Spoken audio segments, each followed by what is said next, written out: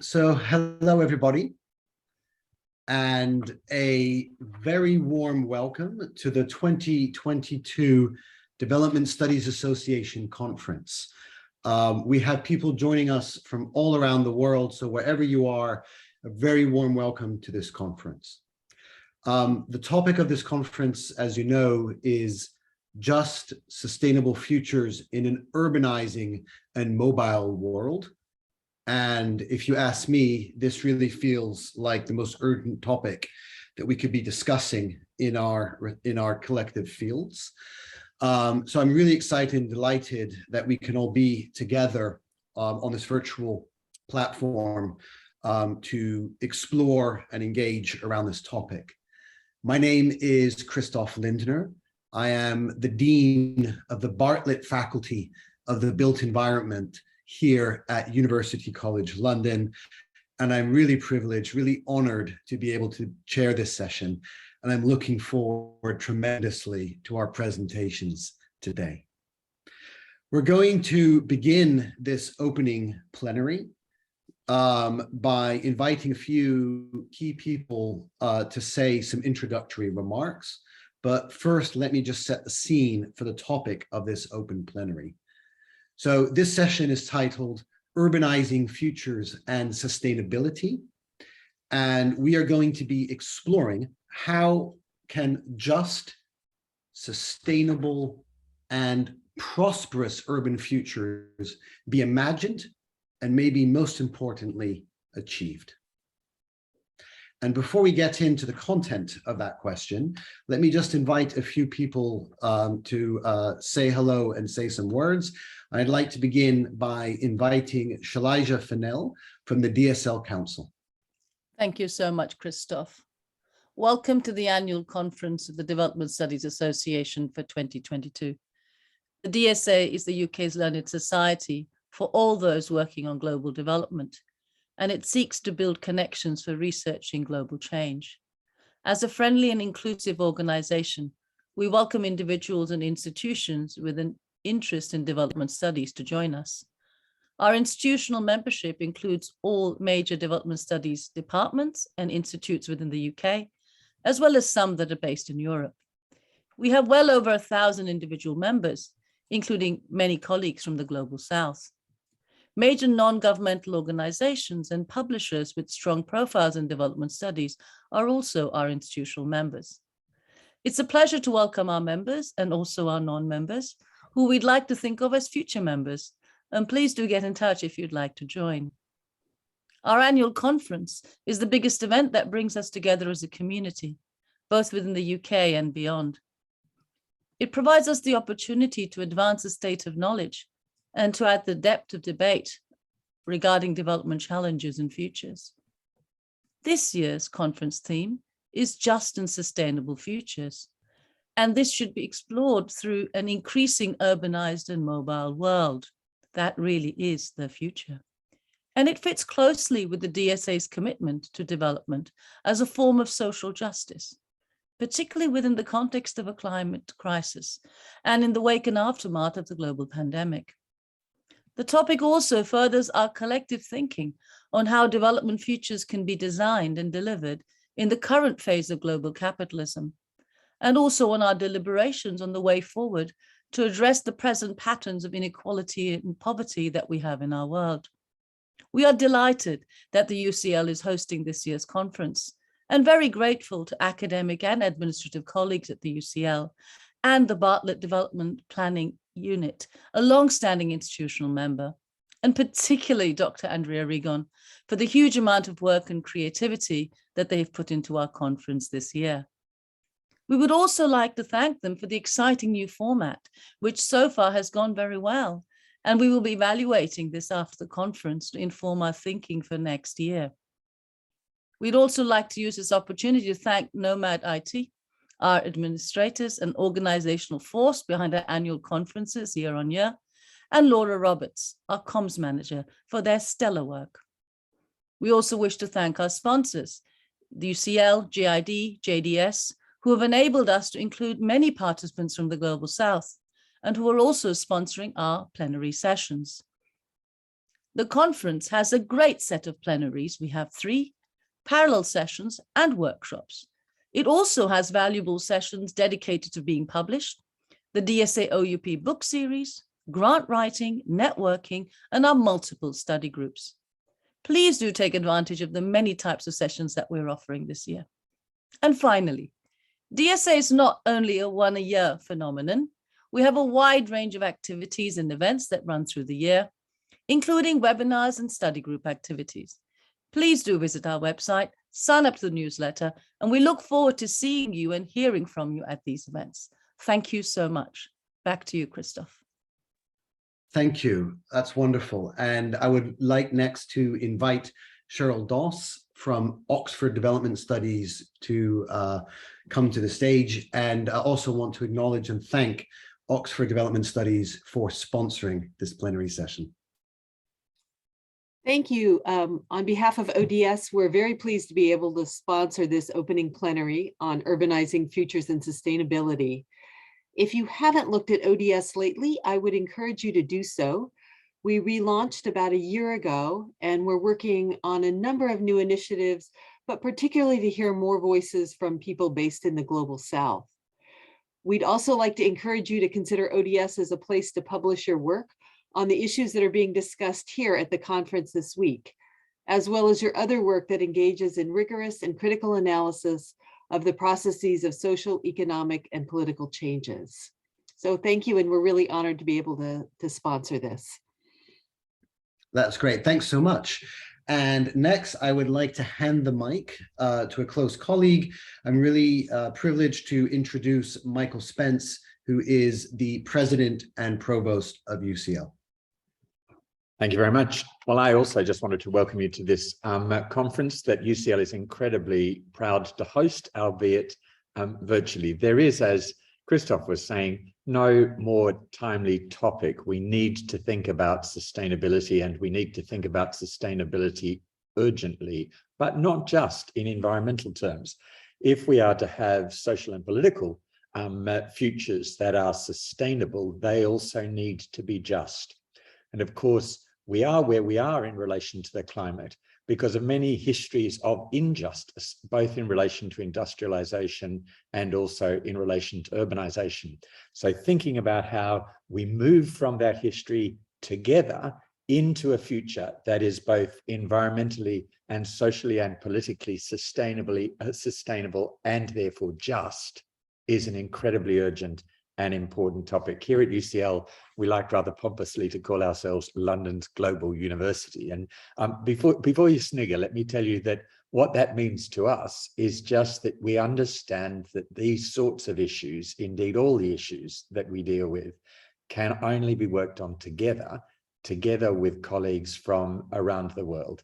And so we're very proud to be a part of this conference, to have the opportunity to host it, and particularly to have had the opportunity to sponsor the participation of a number of participants from all over the globe. So welcome to UCL. Thank you so much, Michael. And now we're going to move into the plenary part of this session. And we have 3 amazing speakers who will be presenting. The plan for the rest of our time is this. We'll invite each speaker to give their presentation, taking around 15 minutes each. And then once each of the 3 speakers has presented, we'll be welcoming and taking questions. And the idea is to open up a conversation for everybody who's with us in the room to get involved in. And so if you're wondering, how do you do that as an audience member? This is where you need to discover and use the chat function on Zoom, which I believe is towards the bottom of your screen. There's a button that says chat. And so if you have questions for the speakers, questions for the panel, please just jot them down in the chat. You don't have to go into a lot of detail, but at any point during the presentations or during the conversation part of the plenary, if you'd like to ask something, you can jot down the topic or just 1 or 2 lines. And then what I will try to do as the chair is pick out lots of those questions and bring you in as audience members to ask those. So I'll be inviting you to unmute turn on your cameras if you'd like to do so, and to put your question to our panel. So that's the plan, and I'll introduce each speaker in turn before they give their presentation. And our first speaker today is Joe Beal, who is an urban development specialist and professor emeritus and distinguished policy fellow in LSE Cities at the London School of Economics and Political Science. Formerly, she directed the Development Studies Institute at LSE, was Deputy Vice Chancellor at the University of Cape Town, and on the executive board of the British Council as Director of Education and Cultural Engagement. She has worked on urban poverty and the social and gender dimensions of city life, and her recent and current research covers urban services and city governance in contexts of fragile and conflict-affected states. And today, she's going to be talking about development and conflict in an urbanizing world. Over to you, Jo.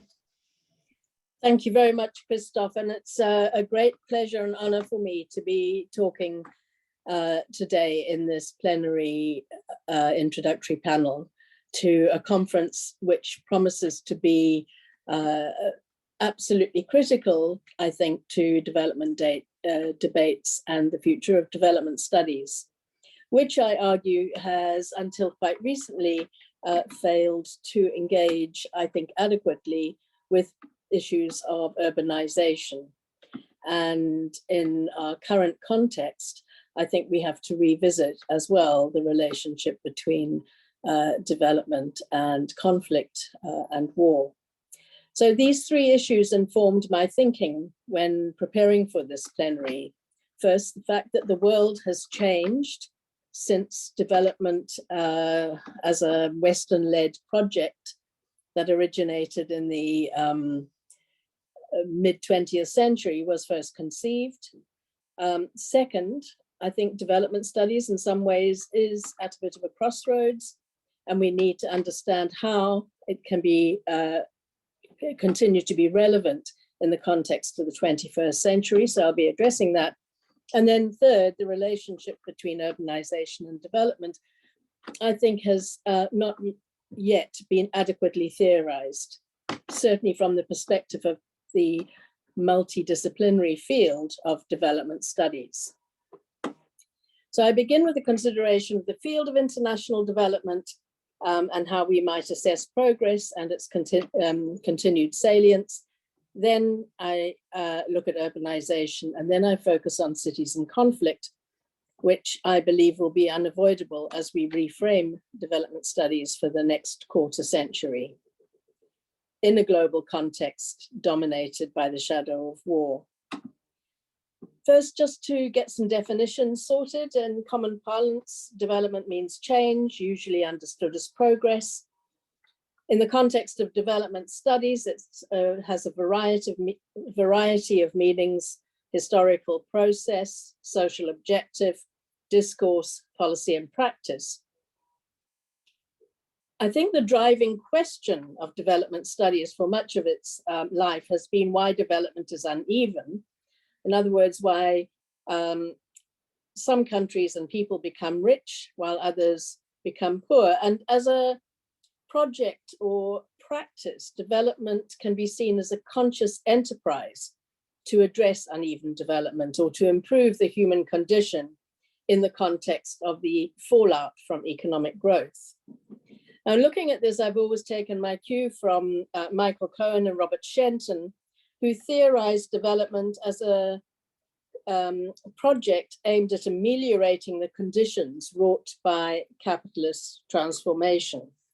And critically, they bring together the process of development with the intent of development, tracing it back to the 19th century and the notion of trusteeship being the role of government to protect the welfare of its citizens in the context of social change. And, you know, for urbanists, I think if we think of Edwin Chadwick and the Victorian sanitation revolution, that would have been the kind of thing that informed their thinking, the process of industrialization and urbanization at that time in Victorian England threw up a number of social problems that then were addressed by deliberate interventions to improve life, and the impact on the urban environment of London is still there for us to see. Now, Cohen and Shenton extended this notion of trusteeship to explain the development project, which saw its origins in the post-war era, as comprising a process of social change and deliberate interventions, mainly Western-led, to ameliorate the social misery arising from development.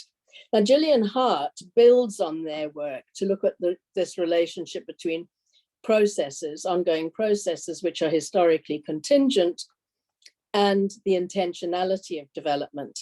And she calls this little d development, the processes, and big D development, the interventions. And in a really excellent paper, in 2019, David Lewis questions the continued salience of this way of looking at development, wondering if the distinction between big D and little d development has been stretched too far, and whether in the changing landscape of 21st century development, it is still relevant. And this has very much informed my thinking about how I've looked at urbanization and conflict, which I think are critical elements to understanding little d development in the 21st century. And I think it's important to recognize that in terms of big D development, what the World Bank is doing, what the UN are doing, what many bilateral organizations are doing in terms of deliberative interventions, scant regard has been paid either to urbanization until very recently, and conflict has been something that has been left to the field of international relations, except in the form of humanitarianism, reconstruction, and kind of mopping up the problems of political engagement at a global level. So against that background, let me say something about how the world has changed. I think, first of all, development was based on the assumption of peace. It was believed, it was set up as a project of international development in the post-colonial context and in the post-war context. And it was assumed that if conflict continued, it would be cold. That has changed. We are now living under the shadow of war. And in addition to Ukraine, there are at least 30 active conflicts around the world, and more than 1/5 of the world population are affected by armed conflict. That's a lot. By 2030, 2/3 of the world's poorest will be living in fragile and conflict-affected countries. And as a result of these conflicts, forced migration has reached unprecedented levels, with UNHCR estimating that over 100 million people are people of concern due to forced migration. So this is a very different context from the one that informed the development project 75 years ago. We can no longer operate as if we're in enduring peace, or as Francis Fukuyama put it, at the end of history. Neoliberal democracy did not sustain, and in some places perhaps never materialized. Now, you could argue all that is about international relations, and that development studies has had as its clarion call economic development and poverty reduction. So has it been successful in its own terms? Since 2000, the existing high levels of absolute poverty have indeed come down. Whether or not the MDGs were directly responsible is immaterial here. The fact is that it's an undeniable progress and a development success. So using this measure, can we say that development has succeeded? Is it a necessary enterprise any longer? Well, the argument against that is that the gap between the poorest and the wealthiest shows no signs of subsiding. The era of globalization has given rise to increased inequalities everywhere, but notably between people in low income and lower middle income countries. So we can't really say job done. And according to Andy Sumner, the answer is a definite no. He argues that the location of global poverty has changed, moving from low income countries to middle income countries. And the result is that the world's poorest are now concentrated in about 10 populous countries. So this has reopened debates on the distributional dimensions of development, given rise to new problematics. And given that uneven development has been a major preoccupation of development studies, the field is not yet dead. But I think our debates would be enriched if we looked in this context at the relationship between cities and their hinterlands, both in national and global contexts, using a new lens on uneven development. If we turn to politics, developments about power and politics, and the 21st century has changed beyond recognition. Not only has armed conflict remained as a leading cause of poverty and deprivation in the world, but the rise of China as a global force has shifted the balance of power eastwards. The world is becoming more polycentric, with new economic and political alliances being forged. The fact that the BRICS have remained neutral in relation to Russia's invasion of Ukraine is an interesting case in point. Western development aid is in decline. In Canada, Australia, France, and the UK, international development agencies are in or reabsorbed into departments of foreign affairs.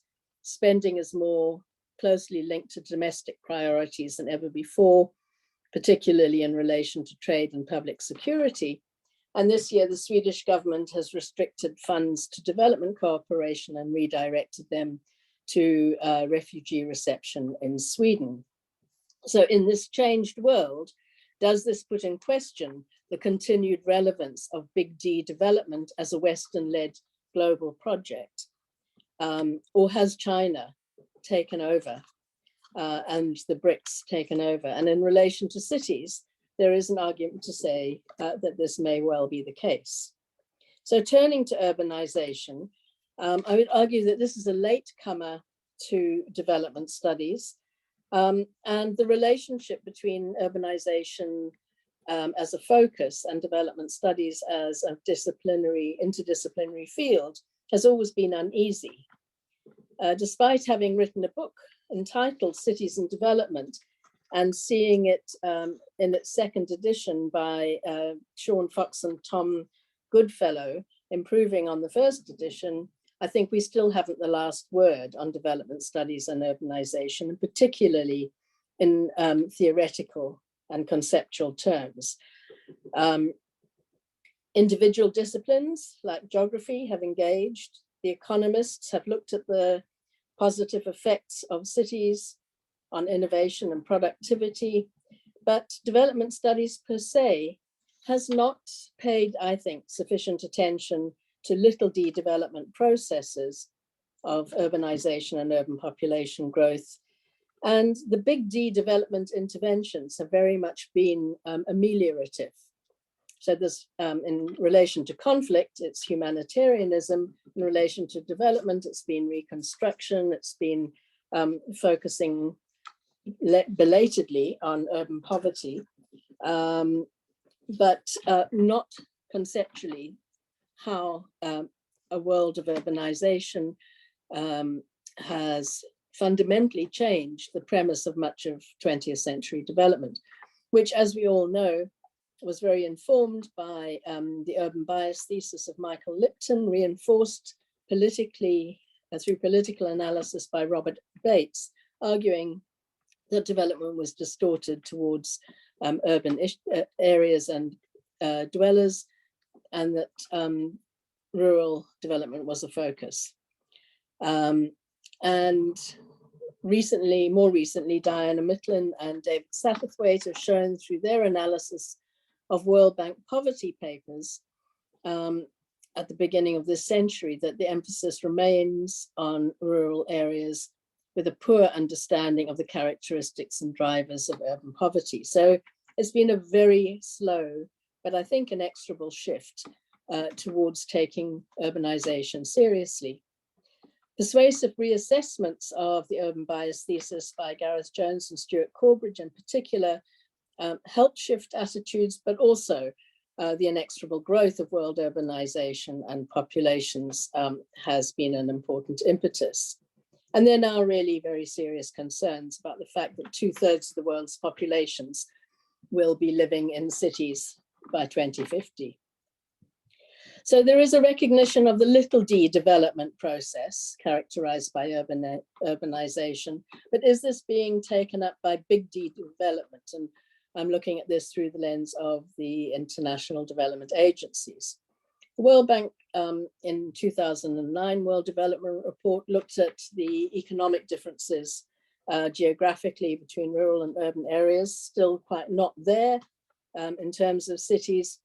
Our common agenda, the new UN vision for the next 25 years, is not looking at cities in any serious way.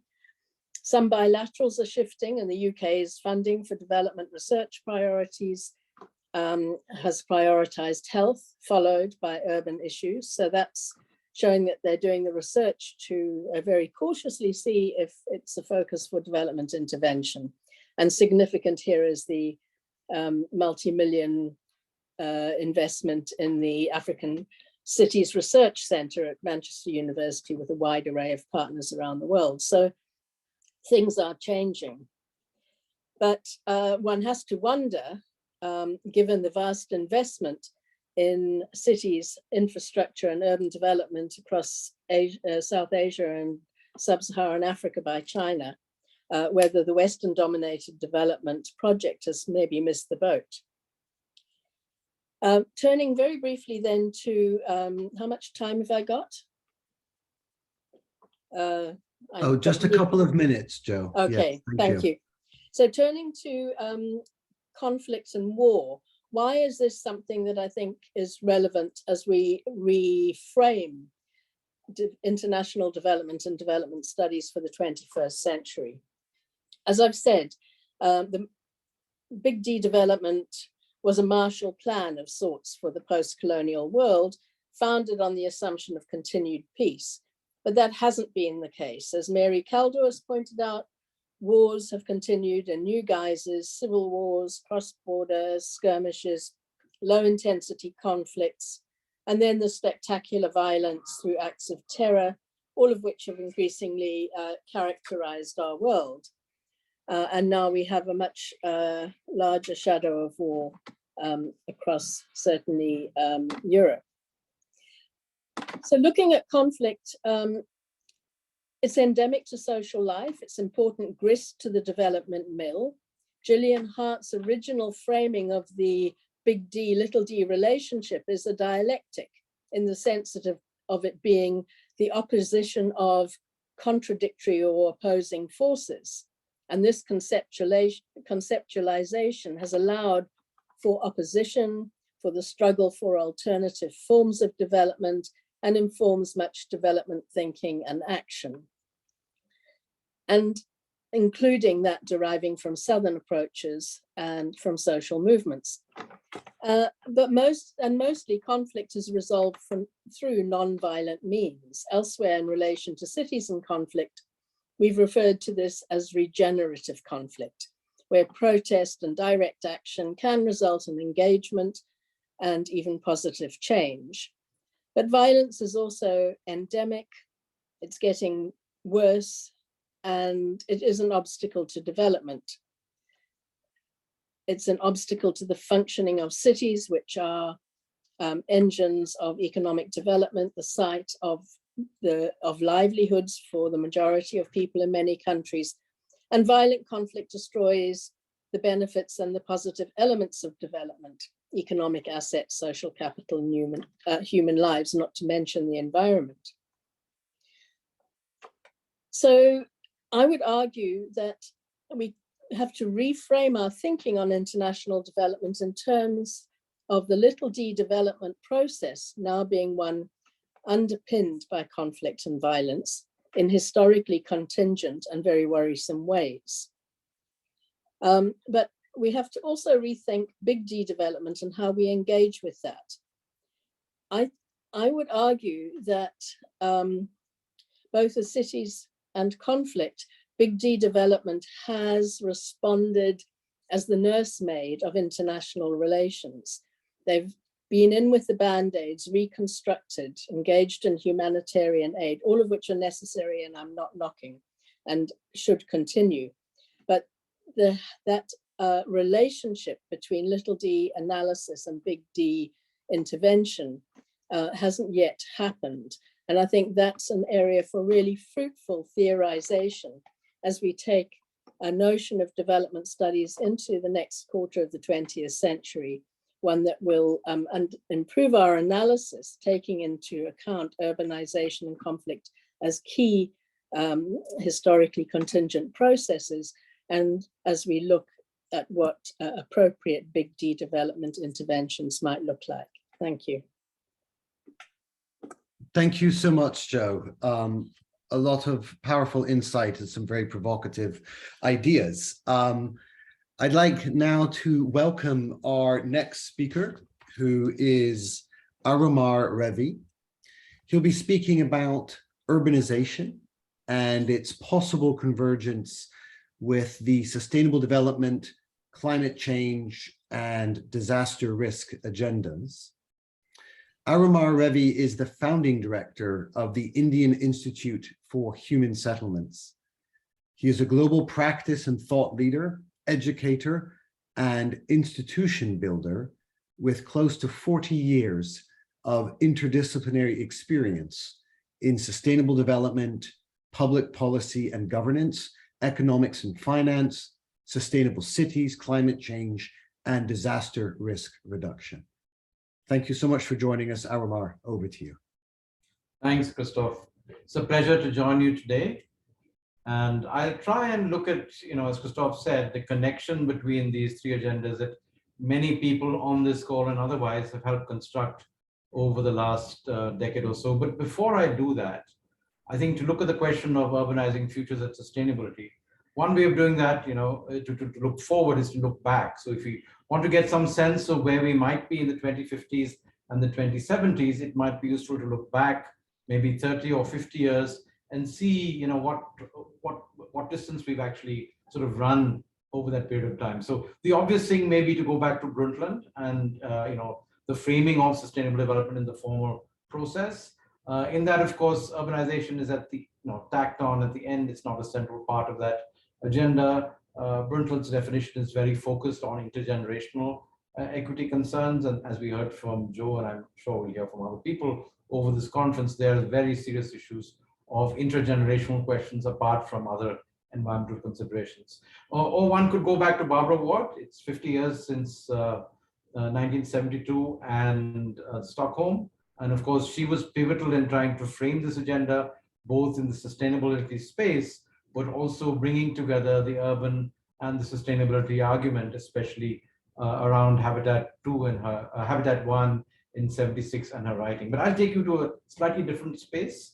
I'll take you to, again, back to 72 and a book that made waves at that point of time, written by colleagues, friends, and mentors of mine, a book called Limits to Growth, which is now 50 years old, just before the conference, which when I came to look at it analytically, maybe 30 years ago, when we were in the run-up to the Rio conference and we recalibrated the model that they put together in the early 70s, there was actually a shock that we experienced, because what we found was, or at least what I found was, that we were unfortunately in the early 90s very much on track to where the broad global dynamics will work as far as that model is concerned. It's an analytical model. It was a global model. It had lots of critiques that came from all shapes and sizes, from Spru at one end, also from the Harvard economists, etc. But the unfortunate fact today is, and it's not a prediction, it was not a causal model, is that in the 2020s, we are in some dramatic and unfortunate ways in the midst of a series of very deep challenges on the development front, of course, on the economic and political front, and also I would say on the environmental front. So in a sense, what Limits was saying at that point of time, in trying to get a handle on questions of sustainability of of the global system and global society is that, there may well be an overshoot and these sort of consequent challenges. And it seems that we're close to at least one of those cusps at this current point of time. 2.5 years ago, we would have had no sense that we would have had the kind of global challenge that we've seen in COVID. COVID, as I've written about this elsewhere, is the perfect SDG crisis. It started around health and SDG 3, but permeated through the entire system, touching poverty, inequality, and pretty much every one of the goals that we're talking about. So in effect, if we look at the world today, we may have retreated from the kind of progress that we've seen, certainly in the last 5 or 6 years, but possibly in some parts of the world, like in India, maybe a decade or more before that. But the other interesting thing with the looking at the limits question was, limits was a global framework, fine. It didn't do 4 things, and I think those are important sort of questions that actually we should consider quite effectively when we start bringing together sustainability and development, because limits was focused a lot on sustainability questions at the macro level. The single and most important thing was urbanization. Because it is a global model, it couldn't differentiate between rural and urban populations. And even now, it's quite difficult in many parts of the world to analytically look at what's happening, even though we know what the dynamics is like. The second thing is, it didn't actually bring together inequality. So when you bring together inequality, like Joe was talking about, and urbanization, you actually have a very old cocktail for a dramatic and sometimes traumatic changes in different parts of the world. And then finally, even though it dealt with questions of the environment, it didn't have its finger on the pulse as far as climate is concerned, and the current crisis that we're experiencing, on which I work a lot, and the biodiversity crisis, which is just about to start on. So the reason I laid those 4 things together is there's a convergence between these 3 or 4 crises: the deep crisis of inequality, which is now taking on very, very dramatic sort of shape and sizes. During COVID, we saw pretty much every macroeconomic indicator going downhill: productivity, output, savings, even BFI and defense expenditure. But we saw inequality in terms of wealth and income actually rising dramatically. So there is something to say for that, and in some senses, the counterfactual to the question of development, whether it's focusing on redistribution or just trying to keep the floor where it is, or to sort of raise it for vulnerable populations. This is a structural factor. You can ascribe it to capitalism version 2.2 or 3 or whatever it is, but that's a structural factor that we have to look at. And it's very closely tied in some senses with the nature and form of urbanization that we've been seeing functioning in some ways. The other thing that, again, to look back a little bit, in 1996, when many of us were in Istanbul for Habitat 2, one of the big misses for Habitat 2 was China.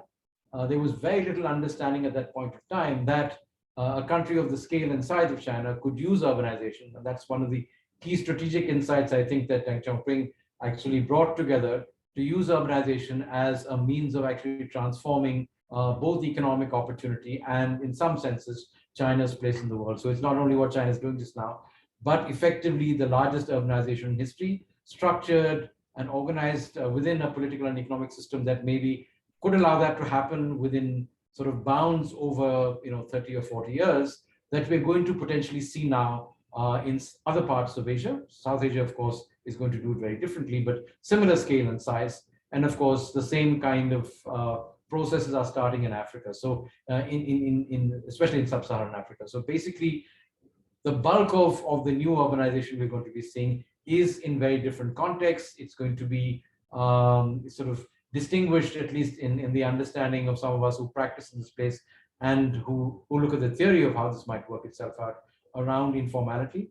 So informality is going to be the very important characteristic, unlike China, which has managed to, in some ways, plan its way through some of these challenges by managing its land markets, managing its infrastructure, and actually directing investments and enterprise and a whole range of activities to be able to try and sort of build this new sets of urban systems which are quite different. So having said that, there are 2 things that we often talk about in the urban, in the process of urbanization. Of course, the facts are fairly clear. We are already in population terms, we've been urban for a long while, for 15 odd years or so. We've been economically urban actually for even longer. We will become 2/3 or more in the next 20 years or so. But the question is, of the quality and process. And the opportunities are obvious. The economies of scale and scope, pretty much wherever it is, and it's been different in Latin America from what it was in North America and in Europe over the last 150 years, and I guess Asian urbanization is going to be different.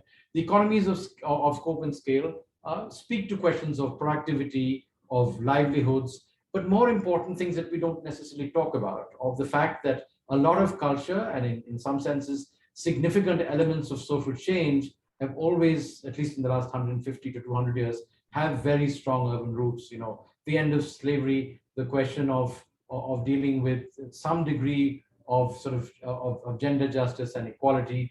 Many of these democratic processes in processes of sort of decolonization have had strong urban roots. So a lot of positive things to say about urbanization, but one of the critical things that we often forget about is that historically, and this is not, contemporary, it's been a very old story there, urban areas and urbanization has also concentrated what I call the dark side, and the obvious ones. Poverty has been historically concentrated in urban areas. You have to go back not very long, not even to Marx and Engels, but even before that to see whether, how critical that is. Inequality is structurally organized into the structure of urban processes in many parts of the world. There are very few parts of the world where sort of somewhat more equal forms of urbanization have actually been organized and structured, not only in urban areas and urban systems, but between the rural and the urban, which I think is one of the core questions that is less understood and less studied, I think, in development studies. That's an important area that we need to focus on. Risk, especially, that's what climate is about in some senses. You're concentrating risk in particular places, so the opportunities are obviously there, but the risk is also very dramatic. And as Joe dealt with just now, something we don't necessarily want to talk about, and that is conflict. Sometimes for positive change in terms of social transformation, maybe economic transformation, but also war, as we're seeing, and we've kind of, sort of not wanted to think about for the last many decades or so. War is also very strongly concentrated, and it is very different when it's focused in urban areas, whether it's in Syria or more recently in the Ukraine. So how does one build a framework of development that embraces both these elements and tries to sort of create a balance between the two, so that one does not sort of overtake the other? So I think we don't actually have an adequate calculus to kind of look at these processes, whether it's in development planning or in planning itself or urban development. And if you don't look at these questions, then the question of sustainability across all of its three economic, social, and environmental dimensions becomes quite difficult to deal with. The other big shift that we've seen happening over the last 2.5 or 3 decades is actually the environmental context in which we work. I mean, so effectively what we're going to see, and even though I had kind of lead the 1.5 report for the IPCC and kind of wrote the chapter of this, what we're not really saying is, at the current point of time, cities are at the forefront of trying to make sure that we could potentially get to net zero, especially as countries pull back from those commitments, in the context of serious challenges that come from oil prices and a whole range of other things. But the effective fact is we do need to try and focus on 1.5 and getting to net zero by as quickly as we can. But the actual fact is that we're probably going to see a serious 1.5 overshoot happening starting in the next decade or so. So the question then is, what kind of urbanization is going to work itself out as temperatures rise from 1.1 to 1.5? And if we actually take Paris seriously, Paris is committing us to temperature elevations of between 2.7 and 3. And when we wrote this chapter in 2014, looking at urban areas in the IPCC, David Satterthwaite just mentioned this now, David and I led that chapter. Effectively what we said is, by the 2070s, if temperature elevations go well beyond 2 degrees, then there's almost no difference between a London and a New York and a Dar es Salaam and let's say a Dhaka. Because your ecosystem services, your access to water, all the core factors that the Holocene has sort of provided for us through this sort of window of Goldilocks opportunity are actually going to start collapsing. And this is something that we really have to think about, because it isn't the thermal power plants that are the stranded assets we're talking about. I mean, the financial sector, of course, talks about that. It is actually our urban centers that are our stranded assets. I mean, think about moving New York back, whatever it is, 15, 20 kilometers from where it is. In fact, sort of, moving Manhattan to another location. in the process of a couple of decades. And there was a wake-up call that came from Sandy, and we've seen similar things in many other parts of the world, in Bangkok, in many other locations as far as that's concerned. So the climate crisis is here. We will see its impact in our lifetime, and we will see its process playing itself out in cities. And we are obviously very clearly seeing its impact on vulnerable populations, which is something which obviously development needs to address. We have to raise the floor in some senses, and the most effective way of dealing with that is to reduce vulnerability in some ways. So the extreme events that we're seeing, the kind of stuff that the Sendai framework deals with, are just wake-up calls to the fact that there's a fundamental change in the core processes that allow cities to remain what they are. So when we negotiated the SDGs between 2013 and 15, one of the big questions was, and we dealt with this in the Open Working Group and in the General Assembly, was why should we have a separate development goal around urban areas? And there was, a logic for it. National governments are organized in silos around themes and sectors.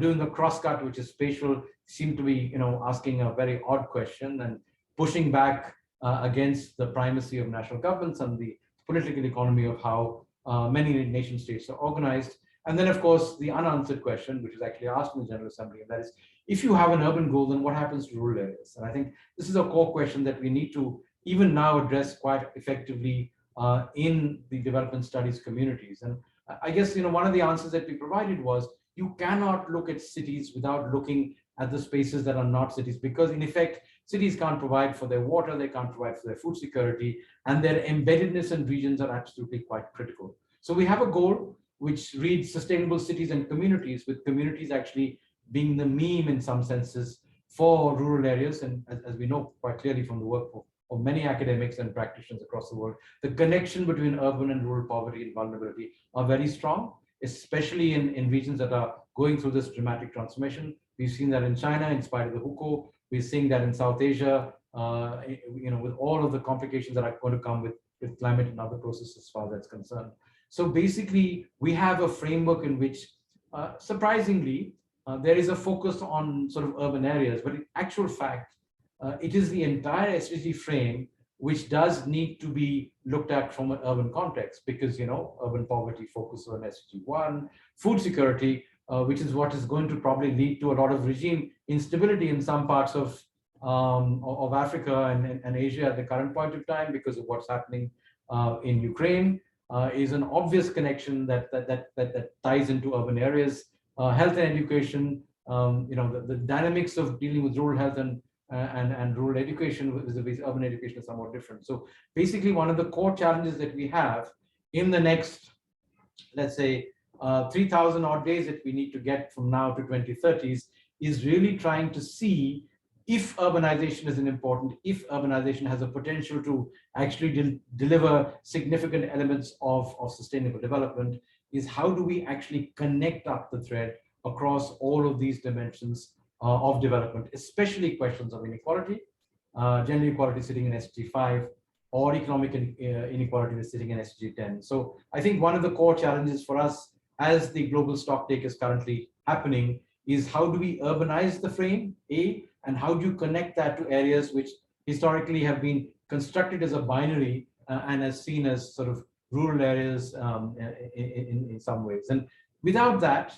I would say it would be very difficult for us to embrace this new buzzword that you probably see coming on to the development agenda. We just cleared this in the IPCC plenary a few months ago. It's called climate resilient development. It's one of those things when you have a challenge that you can't sort of work yourself around, you try and invent new terms. So it's basically bringing together mitigation, which is critical. Without that, we're all in deep trouble if the temperature elevations go up, with adaptation, which in some senses is very difficult in many parts of the world to separate from good development. So bringing mitigation, adaptation, and sustainable development together to try and deal with how we're going to progress over the next 30 and potentially 50 or more years, because without the convergence in some senses, the impacts that we've seen, of which I would say COVID is just a precursor. It seems horrible to say that 15 million people as casualties is in a global population of about 8 billion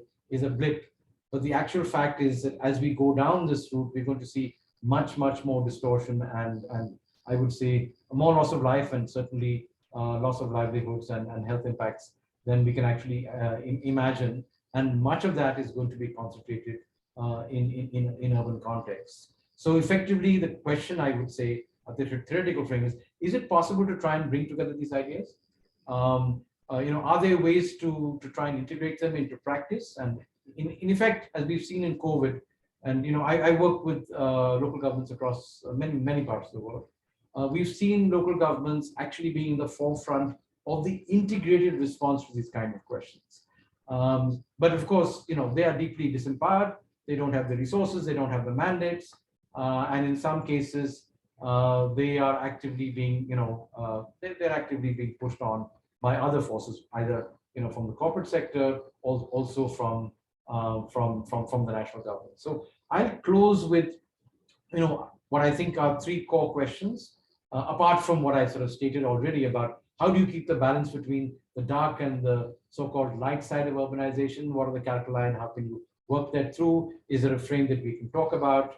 And how can they be operationalized in practice? We have examples in many places, but the question of how this can go to scale is something that is still very fragmented, and outside countries that have developed considerable momentum like this in China, we don't have tremendous examples. But I'll close with three questions. The first one is, I think an important question, and it came in my understanding to Chinese scholars and to their policymakers after the fall of the wall and the Soviet Union in the early 90s.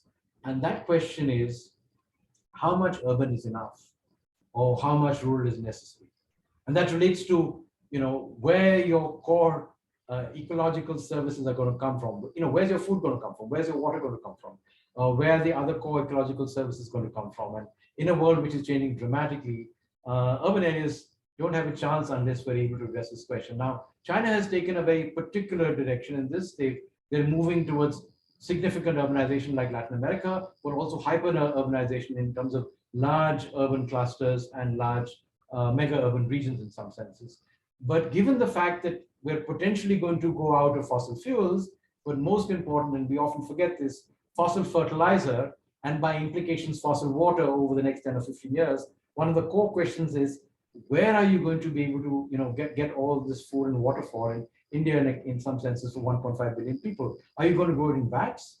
Is the fancy technologies we're talking about going to come online? Are they going to be affordable for such large numbers of people who may not be absolutely poor in the current standards, hopefully, but will still be seriously challenged? So that's one question in some senses.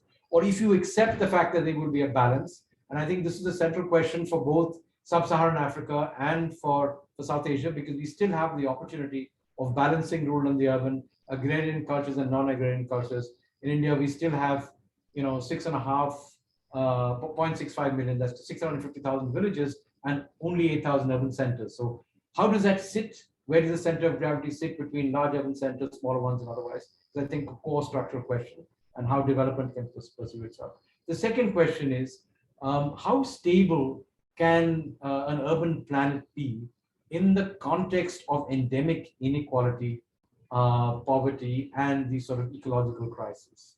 So it's a question for which I don't think we have either empirical, obviously not, excepting in some parts of the world, or theoretical answers for. And I think it's a serious question that needs to be asked, because there's this sort of this imperative of barreling down this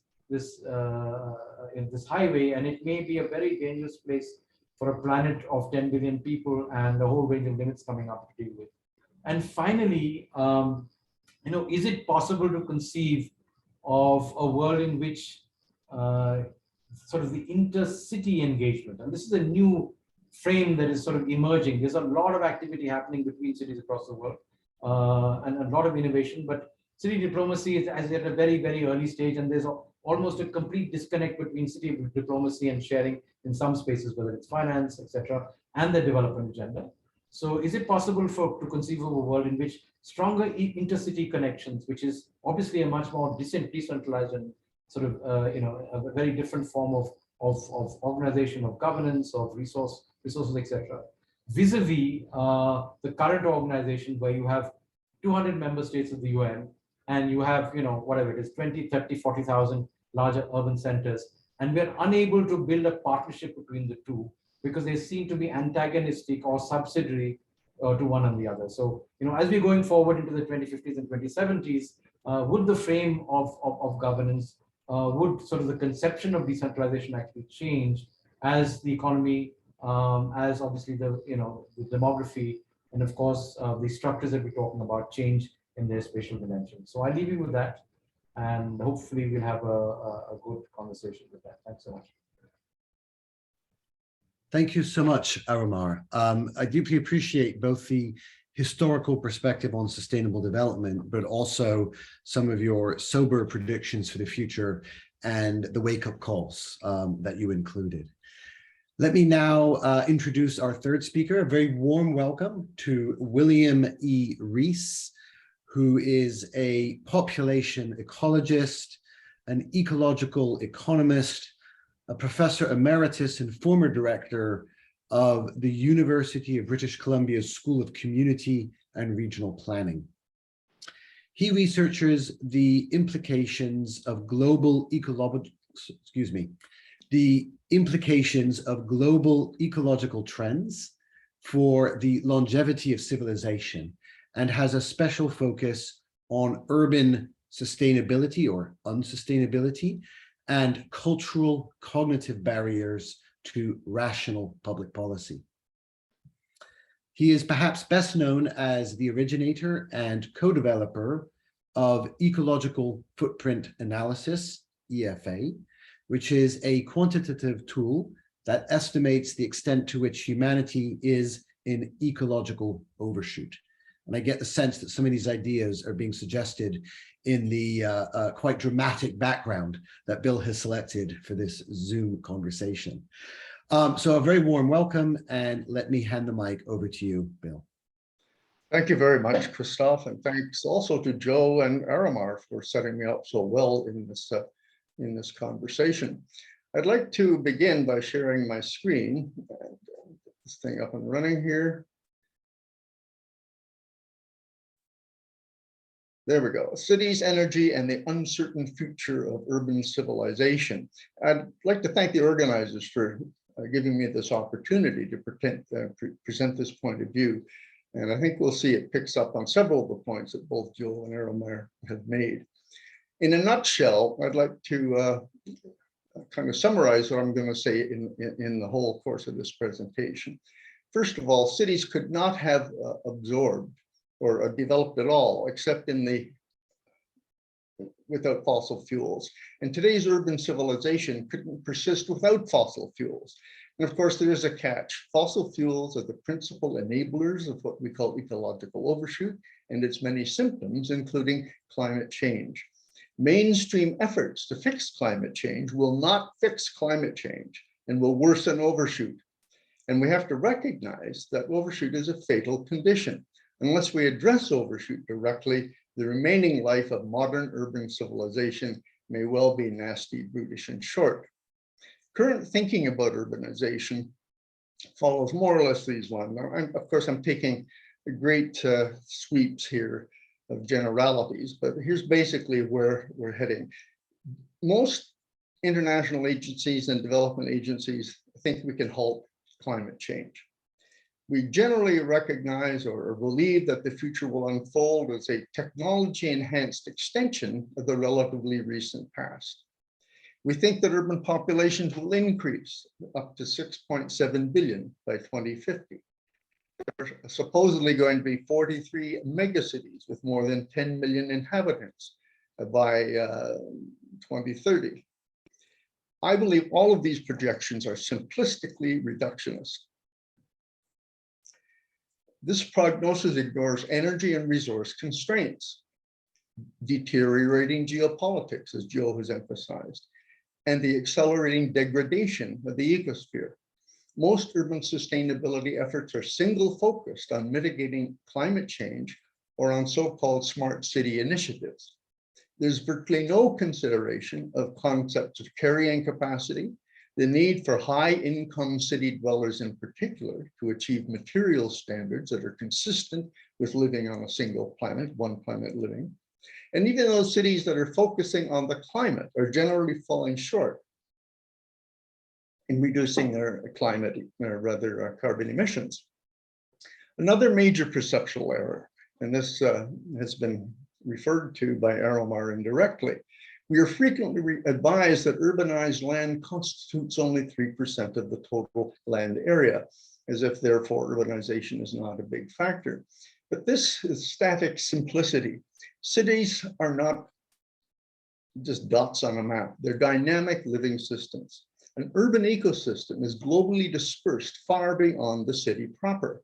A city's true ecological footprint is the total area of productive ecosystems that its population requires on a continuous basis to produce the bioresources that it consumes, renewable resources, and to assimilate its carbon wastes wherever on Earth those ecosystems may be located.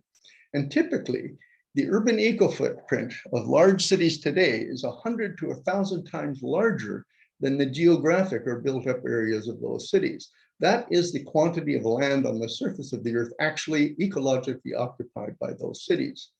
If we take a typical case, Tokyo, well, it's not typical, it's the world's largest city, but in general, it illustrates the fact that cities' eco-footprints are hundreds of times larger than the cities themselves. With a population of 38 million, which by the way is roughly the population of Canada, Tokyo's eco-footprint is 365 times larger than the metropolitan region of the city. And this is more than 2.2 times the entire productive biocapacity of the nation of Japan, its land and water productive areas. So that Tokyo more than absorbs the entire biophysical output of that country. Japan could not support even its capital city if it were cut off from the rest of the world. So ecological footprint analysis and similar material flows analyses show that cities are parasites on the ecosphere as currently structured. It doesn't have to be that way, but that's how we built them. Cities currently account for 75 to 80% of global resource consumption and pollution. To sustain just today's urban population requires the equivalent of 125% of the Earth's productive land and water area. This is overexploitation or overshoot, and it means that the growth and maintenance of urban regions at present is being financed in part by liquidating and polluting essential natural capital. And by the way, we depend almost entirely on fossil fuels to build, maintain, and provision cities with resources that are extracted from their extended hinterlands. Without diesel transportation, there could be no urbanization on planet Earth today. This gives you an idea of how rapidly this phenomenon has occurred. What we see here is the explosive growth of the human enterprise in just the last couple of 100 years, almost entirely the result of our extensive use of fossil fuels. In the last 200 years or so, fossil fuel use is up by a factor of 1,300. The human population has increased eightfold from a mere billion in about 1810 to almost 8 billion today. Gross world product in real terms has increased 105-fold. All of this on a planet that didn't get any larger. And the other thing to take from this particular graph is that continuous population and economic growth is an anomaly. It has only occurred in 10 generations out of thousands of generations of human beings. So that the exponential growth spurt that the recent 10 generations of humans take to be the norm is the single most abnormal period in human history. And by the way, what goes up in this spectacular fashion will come down. Here we see a graph of the lockstep relationship between the exponential growth in energy use and population. And because it's exponential, a curious thing occurs. 1/2 of all the fossil fuels and other resources, particularly important industrial mineral resources ever used by humans, have been consumed in just the last 30 years. 90% of all the fossil fuels ever burned have been burned in my lifetime since 1943. In fact, this kind of relationship is something that most of us are completely unfamiliar with. Albert Bartlett, a very well-known physicist of the United States, the late Albert Bartlett, has famously stated that the greatest shortcoming of the human race is our inability to understand the exponential function. The economy is growing exponentially. And when any variable is growing exponentially at a fixed rate, it has a constant doubling time. And what people don't understand is that the quantity reached at the end of any doubling is greater than the sum of quantities reached at the end of all previous doublings. Growing at just 2.5% per year, the global economy and resource use are expected to double again by 2050. And should this occur, the quantity of many resources, in fact, most of our major industrial resources, including energy, that will be consumed in the next 30 years or so, will be greater than the total quantity that has been consumed to date by urban industrial civilization. And the scale of anticipated waste generation is proportionate. And of course, we've already seen the massive destructive effect that this has had on the planetary system. It is the source of climate change. In fact, it suggests that climate change is a distraction from a much greater systemic problem. And that systemic problem we've already alluded to. It's ecological overshoot. And we define overshoot simply this way. The human enterprise is using renewable resources faster than ecosystems can regenerate and producing wastes in excess of ecosphere's assimilative capacities. We're drawing down our fish stocks. We're destroying the soils, forests, and so on. Climate change is a waste management problem, since carbon dioxide is the single largest waste from industrial economies by weight. Humans are actually using Earth as if it were 75% larger than it is. This means we are literally consuming and polluting the biophysical basis of our own existence. Virtually all so-called environmental problems, including climate change, are symptoms of overshoot. And again, since we're literally consuming the future, overshoot is a fatal condition and the overriding threat to urban civilization. So based on these realities, can anyone seriously believe that the human enterprise can safely maintain its present growth trajectory, meaning doubling gross world product by 2050, and that urbanization can continue unimpeded on a finite planet already far into overshoot? I'd now like to explore the fossil energy dependence and climate change connection a little more closely. And again, modern cities and megacities are the product of and cannot exist without abundant, cheap energy. And historically, this has meant fossil fuels, and fossil fuels will continue to dominate for the foreseeable future. However, to meet the Paris warming limits and avoid potentially catastrophic climate change, we must reduce carbon emissions by below 50% below 2010 levels by 2030. And that means at the rate of 8% per year beginning now. And we must achieve complete decarbonization by 2050. Well, those are the Paris goals. And by the way, it's actually no longer possible to meet the 1.5 Celsius degree warming limit, since more than 0.5 degree is already in the pipe, so to speak. So we're told not to worry. So-called green energy is taking over. Solar, photovoltaic, and wind power are rapidly getting cheaper and more abundant, so much so that they are on track to entirely supplant fossil fuels worldwide within 2 decades. Well, that's a spectacular statement, but it's fairly typical of proponents of so-called renewable green energy. And by the way, wind towers and solar panels are neither green nor renewable, but that's where 94% of investment is currently going. This shows clearly the state of global dependence on fossil fuel. Wind and solar are not really displacing. They're simply adding to the existing energy stock. Wind and solar together in 2020 provided 3% of global primary energy. Fossil fuels provided 80%. So that if we just think of how many days in the year could you power the planet on different energy sources, fossil energy powered the world for 300 out of the 365 days. Wind and solar, where the major investment is going, gave us just 11 days. And this means that if we were to end fossil energy use abruptly in order to satisfy our Paris commitments, or not commitments, but at least the requirements, large cities would be abandoned and hundreds of millions of people would likely perish from food and other resource shortages, civil strife, and geopolitical chaos. Most people are completely unaware of the extent to which modern techno-industrial society is energy dependent. So we really have an energy climate conundrum here. It's a double barrel threat to cities that have no plan B. There's two options before us. If we rapidly decarbonize to avoid disastrous climate change, we risk inadequate energy supplies, broken supply lines, food and other resource shortages, local famines, reduced production, et cetera, many, many problems. But it all leads to collapsed economies and geopolitical chaos.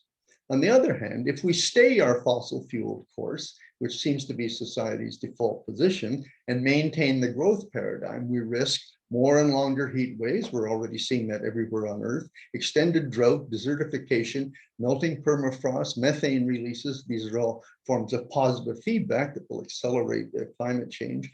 Water shortages, failing agriculture, et cetera, all of which leads to collapsed economies and geopolitical chaos. This is the classical rock in a hard place.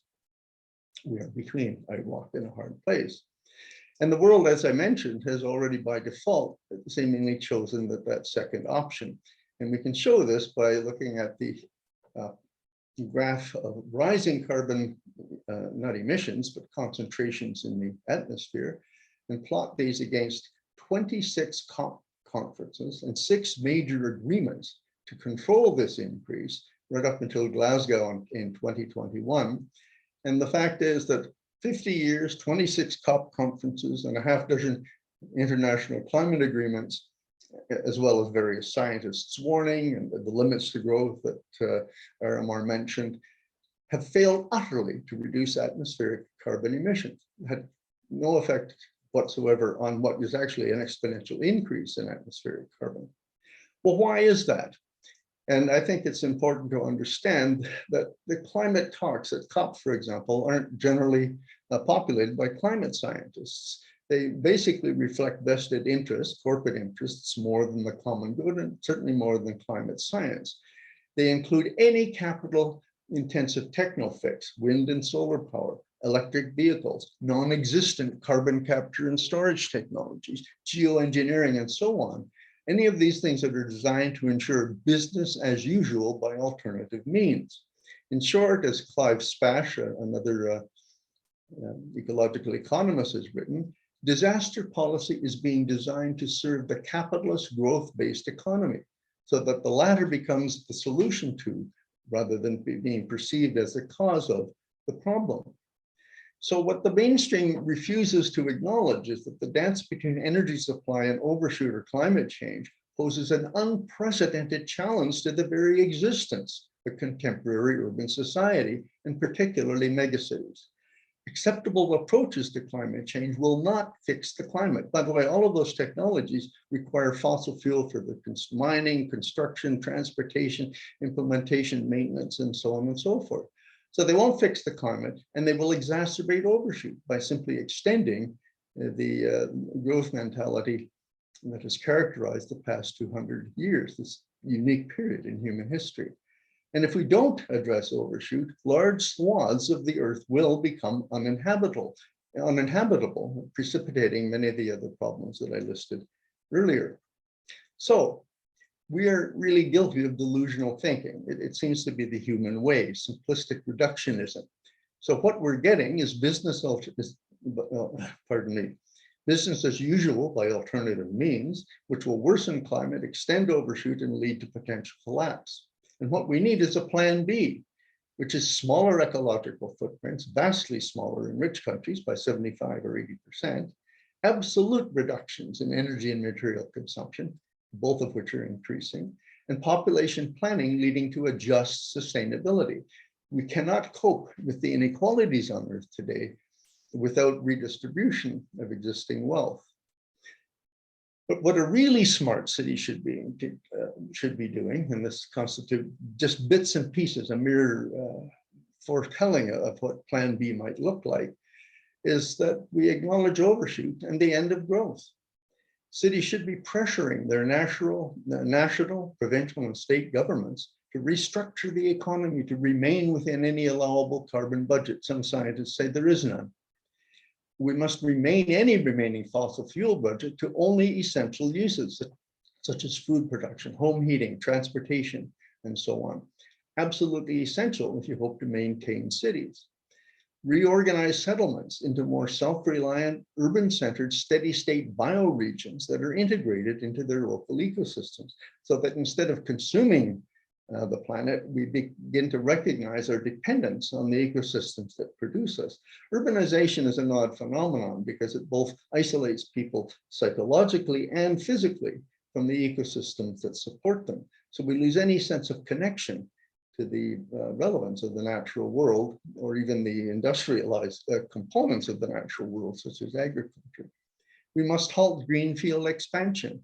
We must negotiate a global population strategy. Of course, this is a taboo subject, to plan a descent to the 2 to 3 billion people that could actually live comfortably indefinitely within the means of nature.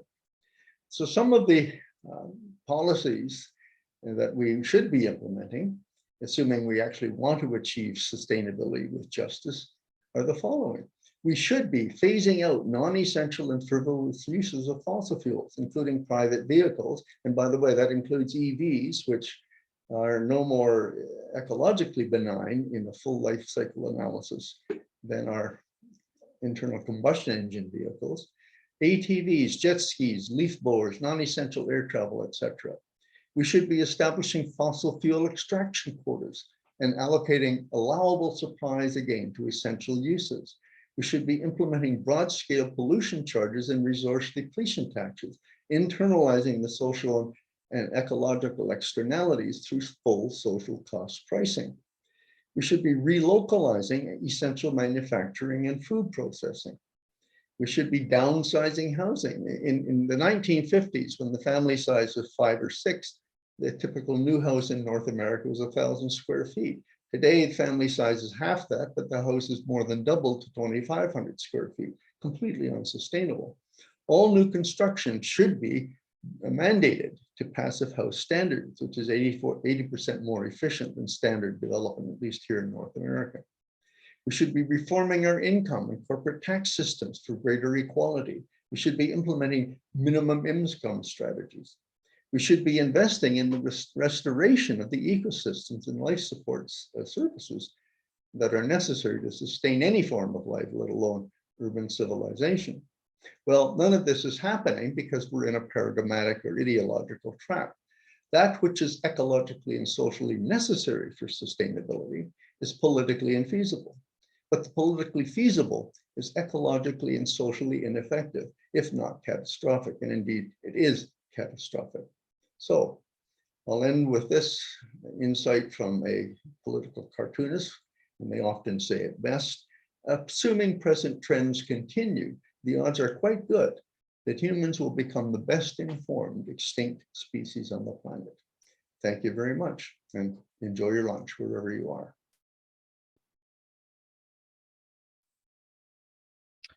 Thank you, Bill. A quite terrifying presentation, but an important set of observations and some very powerful insights into what humanity is doing to itself and the planet.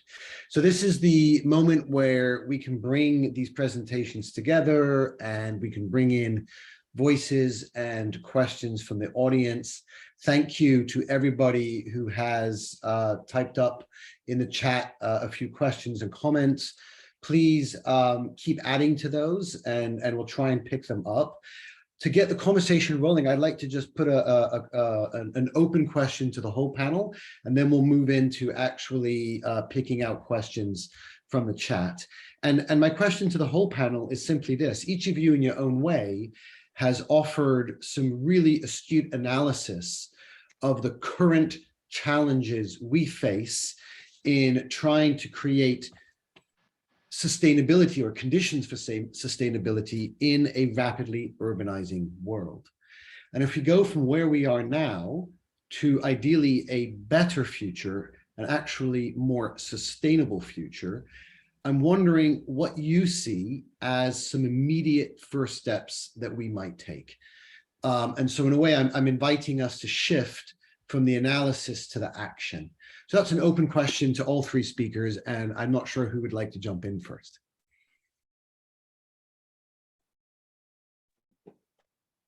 Joe, you've popped up on the screen for me, so why don't I just hand you the mic? Okay.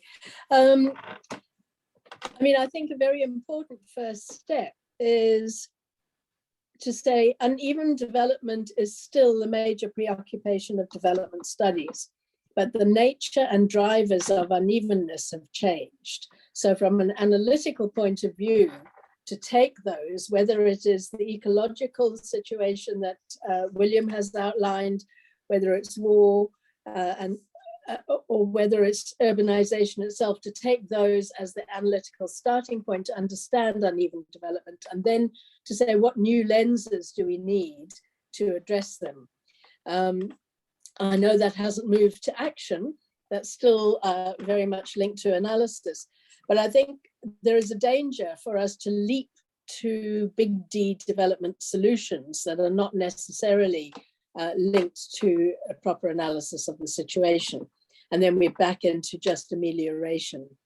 I think the sustainable development goals that Arama knows more about and has been more involved in than any of us constitutes a really important platform and an interdisciplinary space in which to begin that conversation and some action.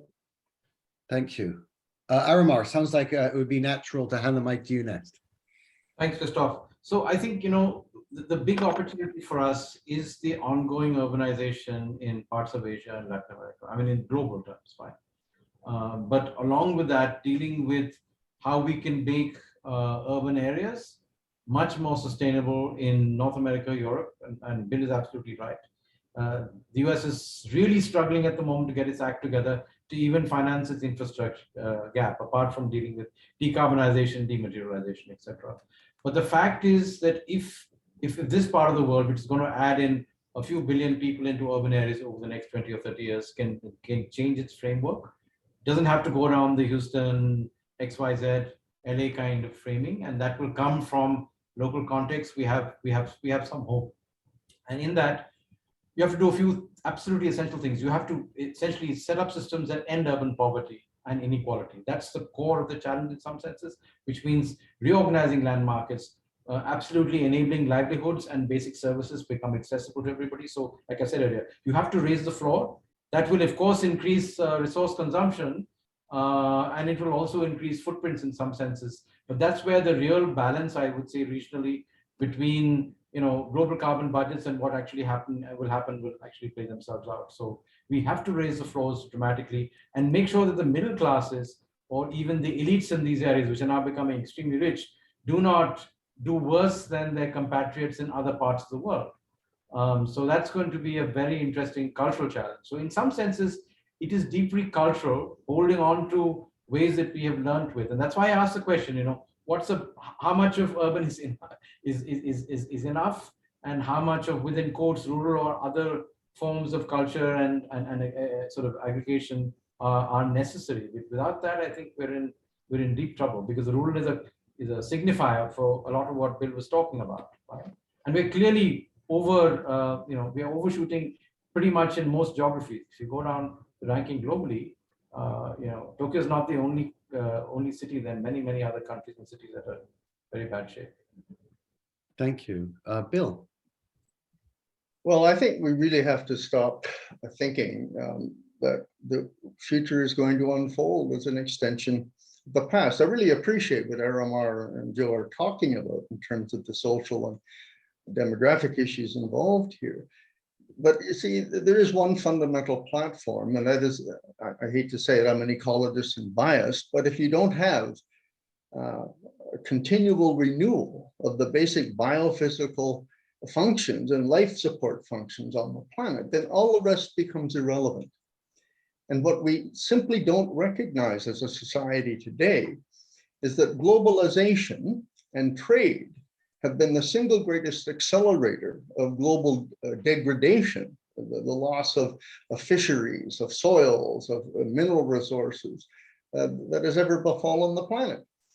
Because what it enables is large concentrations of populations in rich countries in particular to have access with growing incomes to ever diminishing remaining stocks of resources elsewhere on the earth. And of course, since that's happening far away, the people doing the consumption and causing the pollution remain isolated from it. They have no accountability.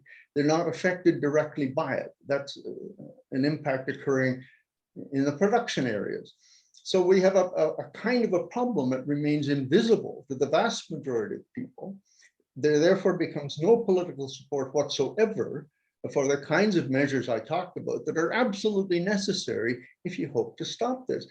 Listen, people are buying, I live in a city in North America with more electric vehicles than any other per capita.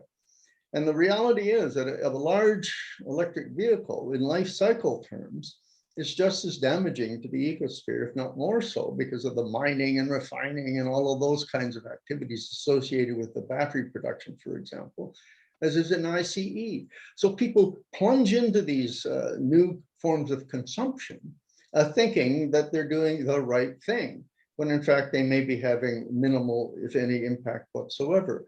And that's what's sweeping the wealthy countries today, is a completely false sense of security based on this notion that technological advances can bail us out and we can just carry on doing exactly what we've been doing, but with minor technological tweaks. No, by the way, everybody else in the world, it can also join us simply by growing the economy so that the poorest become equal, if not equal, at least adequately provisioned. I'm sorry, it can't happen on a planet that's already in overshoot, where fisheries are collapsing. I just read a paper today about 27 other major ecosystems that are going down. Climate change, Aramar made the point. If we get to 2 degrees, look at what's happening today at 1 degree increase in mean global temperature. 2 is going to render very large parts of the planet uninhabitable. And if we go to 3, you might as well forget any chance of an extended urban civilization. So we've got to think seriously about this. And frankly, we're not thinking seriously about it at the COP conferences or any major policy arena right now that I can think of. Because all we're coming up with is, as I say, technological fixes that will enable us to carry on just as we did before, at least with the illusion that we can continue to do so. And all it means is that we will continue dredging or the bottom of the barrel of this planet for the last bit of resources before we all go belly up. So that's one version of sustainability that can be very problematic, a version of sustainability that enables us to continue doing what we're currently doing, rather than a version of sustainability that is based on a radically different approach and a radically different ways of living more equitably and in better balance with the environment. And that tension is existential at this point. Let's circle back around to where we started our conversation and just pick up some questions. And I'd like to invite 2 members of the audience who have some interrelating questions, if they'd like to unmute, turn on their videos and ask the questions themselves. The first is Sam Hickey.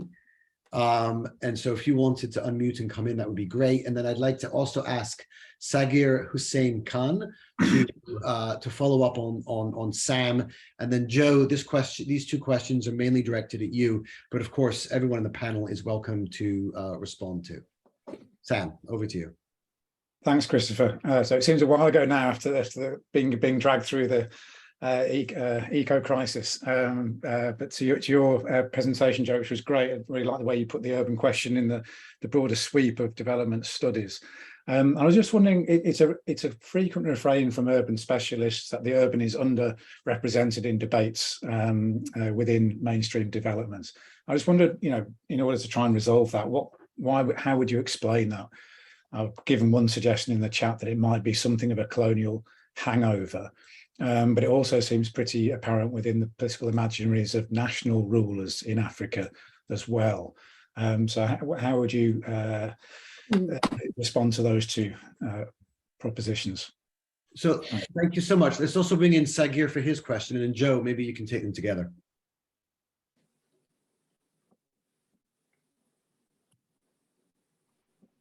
We'll give Sagir a moment.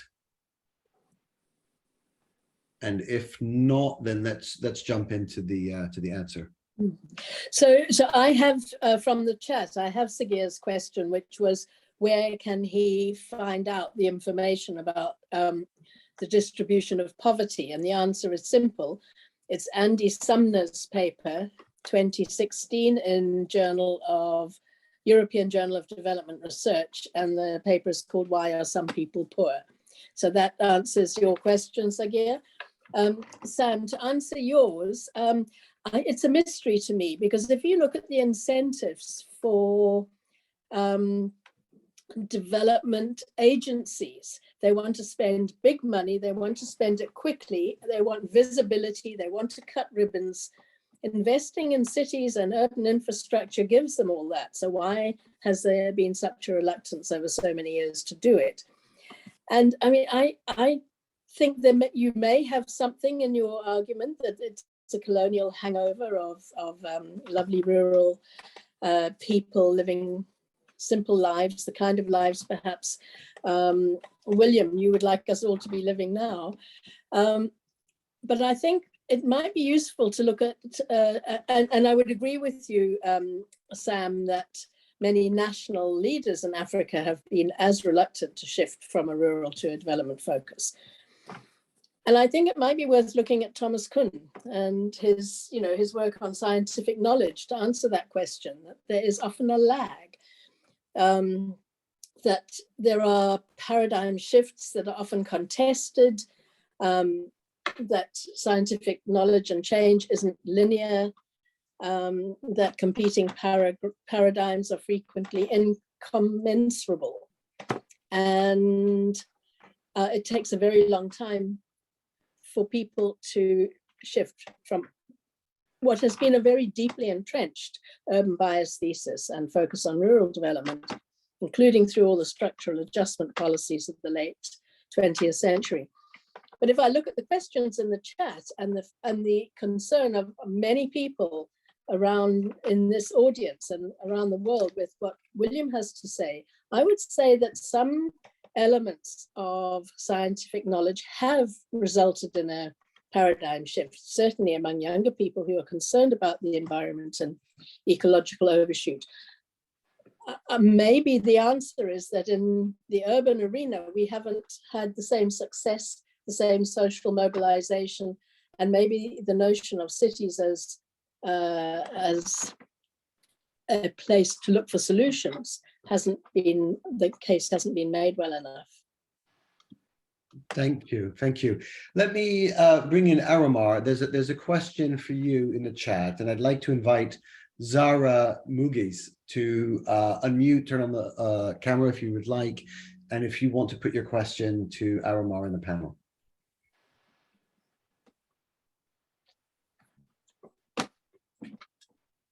Hello, am I audible? Hi, we can hear you. Thank you. First of all, thank you for the opportunity and for this amazing presentation. It was very insightful. I was thinking, because Aramar brought up, things like sustainable cities and collaboration between cities for, the urbanization in modern South Asia could very much be different from what we have seen in North America and Europe, and what even we have seen in China itself. That is, for coming from a South Asian country, I can see the trends, if anecdotal observation is a thing, then it can be seen that yes, the patterns of urbanization are different, and we might need different sort of community building in these cities to make them sustainable because of the challenges that are coming up.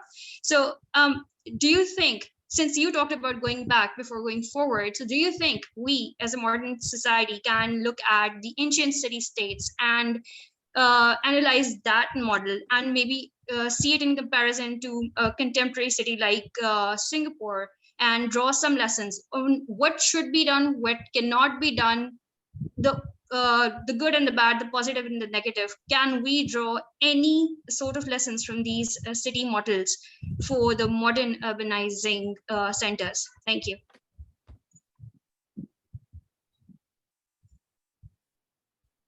Oh, I'm afraid you're on mute at the moment. Aramar, you're on mute. Beg your pardon. Yeah, so I'm saying I'm not a historian, so I'm going to go out on a limb on this one. I would say two things. First of all, Singapore is a singularity. Fine, it's a singularity in the system, and many people are trying to recreate the singularity. Singularities don't work both mathematically and otherwise in other places. And if you do, Bill's analysis on Singapore, Singapore cannot survive without trade.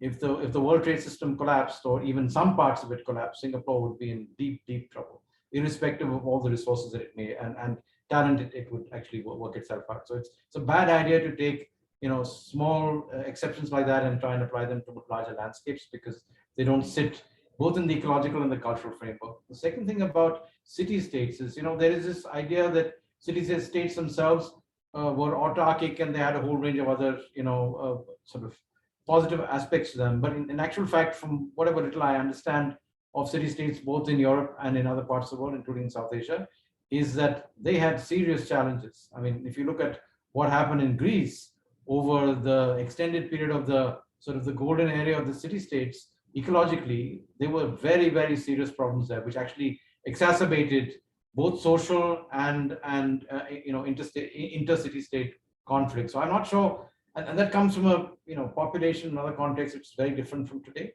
I think the opportunity for some parts of sub-Saharan Africa and parts of South Asia really sits in this continuum we're talking about. It's not either the small village or the large metropolitan city.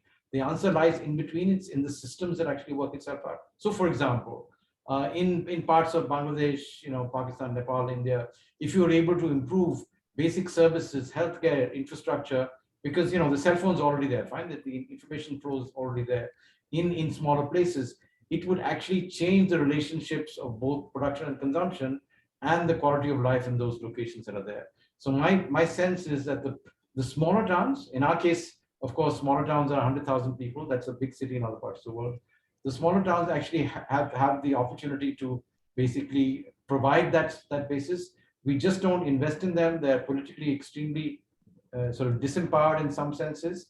And young people, apart from wanting to get out of agriculture and primary activities as quickly as they can, do not see these places as places that they would want to live, the rest of their lives, or where their aspirations will be sought out. Partially because of the imaginaries that we're working with. That's why I was saying cultural processes, the myth making that we have about spaces are very important. So we have cultures that know how to live under serious constraints of resources and poverty, etc. We need to try and translate those experiences into the built environments that we're trying to create. Because it's, when you lock in a built environment, it's there for 50 or 60 years. You're putting an infrastructure in, it might be there for 100 years. So I think it's incumbent on us to try and look at these questions and bring these kind of unfortunate sort of binaries of some people work on cities and other people work on rural development together, because it doesn't work. You can't bring 300, 400 million people out of poverty without increasing productivity, changing the economic structure. But you've got to do that in a way that you're using much less resources and it's much more equitably held. Plus, there's a flaw. If there's no flaw, then social processes and conflict are going to upend your system before they even start. I mean, India, there's a reality of caste and gender inequality and violence. We don't address that. It's not like a generation that was born in the 1940s or 50s. Young people are just not going to tolerate that. They'll bring the system down, even to their detriment, because they don't necessarily see what can be worked on. So I need to jump in and unfortunately let everybody know that we are about to run out of time in this opening plenary. There are loads of questions in the chat that we haven't been able to come to yet. And there's a big question out there about, is it going to make a difference from an ecological point of view, whether we work from home more in the future? There's some other really interesting questions as well about politics and the way in which democracy may or may not intersect with our attempts to avert climate catastrophe. The good news is that the organizers of the conference have very thoughtfully anticipated that we'd want to continue the conversation and have a chance to talk informally with our keynotes. So at 12:30 today, there's a drop-in session And everyone here is very free to join that, where our keynote speakers will be available to continue this conversation. So thank you everybody for coming along today. Thank you very much to the audience for joining us. And most of all, I want to thank Joe Beal, Aramar Revi, and William Rees for their fascinating, thought-provoking, inspiring, but also sometimes quite terrifying insights into where we are and where we're headed. So enjoy the rest of the conference, and thank you again for joining us for this opening plenary sponsored by Oxford Development Studies.